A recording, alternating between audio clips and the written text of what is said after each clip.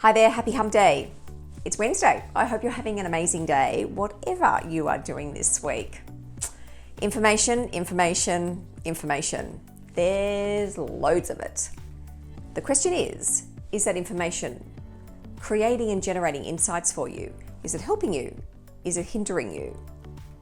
There's a sense of almost information overload. We can talk about an abundance of information, to the sense that we can often feel overwhelmed, because how do you know that what you're looking at is real and is it helping you? I love the quote from the Nobel Prize winner Herbert Simon, who talks about that we're living in a world with a wealth of information, but what that's doing is creating a poverty of attention. And he's right, because often we don't know where to focus our attention. What should we be looking at? What do we need to filter through? Where do we really need to pay attention? Because it's this almost abundance of information that means we're leading to a paucity of knowledge.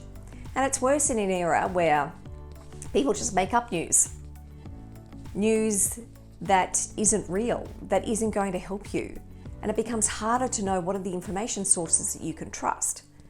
And also, you can't always believe what you're hearing and what you're seeing, because with artificial intelligence, with the brilliance of technology, it's very easy to manufacture images and manufacture people saying things that they haven't actually said. You can manipulate words, you can manipulate images. Now, all of this is actually really dangerous on so many levels. But for you, from an individual level, for you to have success in life, for you to be able to get where you want to get to achieve what you want to achieve in a way that means you're living a healthy, fulfilled, and ethical life, you need to be able to work through what's the information you're looking at, what's helping you, what's not helping you, to be able to discern the information that's actually reliable, and to be able to see and spot information that isn't reliable and isn't helpful. Because when you're relying on data that's incorrect, you're not going to be making a wise decision. So for me, it comes down to three things: breadth, depth, and character. Firstly, you need to look beyond the obvious sources of information. Look at information that's outside your industry or outside your profession, outside your usual circle of influence. Because sometimes the best information, the real gems, are when you're reading really, really widely. Read from a lot of different information sources. Watch a lot of different news channels, because that way you're getting a real breadth of perspective, a breadth of information. You want to establish a knowledge diet that's full of healthy, constructive, insightful information that's going to challenge you, but also help you be the person that you want to be. You then also need depth, and that means it's frequency. Read daily, learn daily, build up a daily habit of seeking out information and ideas. Because the more you consume, the more you're able to work out what's really useful and what's not useful. And then when you've got that information, dig deeply. Don't just hear and accept what's being said. Really critically examine.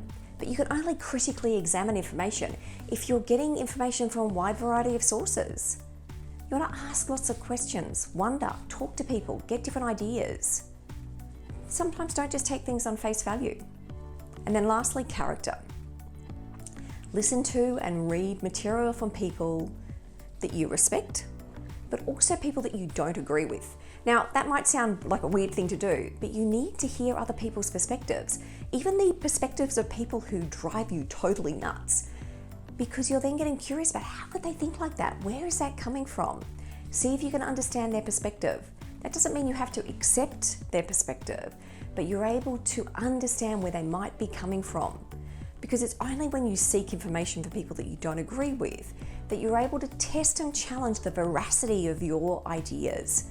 Remember, and I talk about this a lot, we all have assumptions and expectations about how we see the world and how we expect the world to play out. It's important to be open to having those challenge and assumptions challenged. Because when you don't open yourself to challenge and become closed-minded, then you've stopped listening and you've stopped learning. You know that one of the great things about life? Every single day, you've got the opportunity to learn something new about the world around you, but also about yourself. So open your heart and mind to it.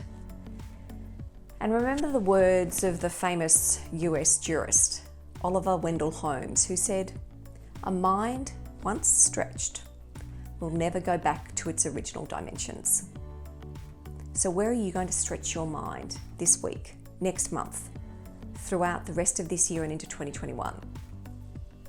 Take care, have a great week, and I'll see you next week.